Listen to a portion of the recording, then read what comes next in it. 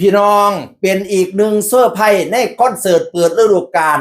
ของค่ายเพลงโตเกียวมิวสิกผู้ใหญ่บ้านฟินแลนด์กับการนำเอาผลงานเพลงหอยใจบั้งไฟแสนซึ่งคือพับเก็บไปโดนเติบเนาะ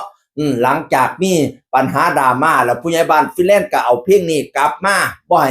ให้ร้องอีกแล้วพะนะว่าสิหาคนร้องใหม่และวันนี้ก็ได้คนร้องใหม่บนเวทีเด้อร้องคนที่ร้องบนเวทีเด้อเป็นแม่พญาอันดับหนึ่งของโตเกียวมิวสิกเลยนะคุณแม่ดอกรักดวงมาลามานำเสนอผลงานเพลงห้อยใจบังไฟแสนพี่น้องเอ๋ยอุ้ยบ่ได้ฟังโดนเติบแล้วเนาะยังก็บังไฟแสน2 3 1ไปอยากผูกหัวใจร้อยลมแล้วลมตีฝ่าดังมาทมๆนะ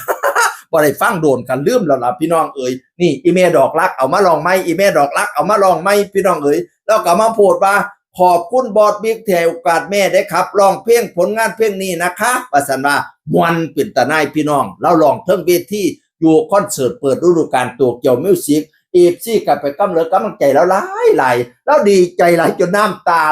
ไหลพี่น้องเอ้ยแล้วก็มาโพสต์แล้วดีใจหลาย FC โตเกียวมิวสิกจะแม่นเอ็นดูเล่าให้จะแม่นให้ความฮักความหอมความสงสารเล่าให้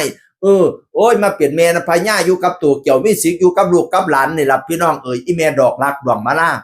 โอ้ยวันที่18นี่เด้สิมาเล่นอยู่ให้ตากผู้เลี้ยงแม่งเลยบ้านข่อยมาเบิ่งเด้อข่อยสิไปเบิ่งอีแม่ดอกรักดวงมาลาพี่น้องเอ้ย เพลงเราดังต้องหลายเพลงมื้อนั้นข่อยสิเล่าร้องเพลงข่อยสิขอเพลงห้อยใจบังไฟแสนกับเราอยู่พี่น้องเอ้ย จูดบังไฟเสเดือน11 12มาแล้วโลดพี่น้องนั่นละค่ายเพลงโตเกียวมิวสิกให้คุณแม่ดอกรักร้อง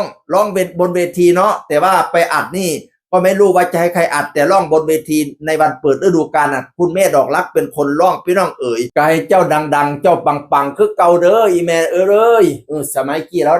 ดังมาอยู่ตัวเกี่ยวให้ดังคือเก่าอุ้ยเพลงเราคนร้องจนติดปากดิมักเบารุ่นน้องในใจอยากได้สองผัวเพิ่นภาพเป็นจุดดำในดวงใจโอ้ยหลายเพลงพี่น้องคันไปลือเบิ่งอดีตดิโว้ยสิฮู้ว่าเพลงเราดังหลายเพลงอีเมดอกรักดวงมาลานี่พี่น้องเอ้ยมาอยู่กับตัวเกี่ยวมิวสิกให้ปังๆให้ดังๆคือเก่า FC ก็น้ำหุ่มน้ำหอมคือเก่ามาไล่กับรุ่นข้อรุ่นแขนเด้อให้จ้ำเจ้าขึ้นห้านให้โดดเด่นเทิงเวทีให้มีแต่คนหักคนส้มนิยมส้มเจ้าเงินเข้าให้ไหลเงินค้ำให้ไหลเข้าล้นกระเป๋าแน่นอังให้ได้นั่งเป็นเจ้าคนเว้าซาลือเสียงคนก็เว้าสู่ฟังสวัสดีครับสวัสดีครับ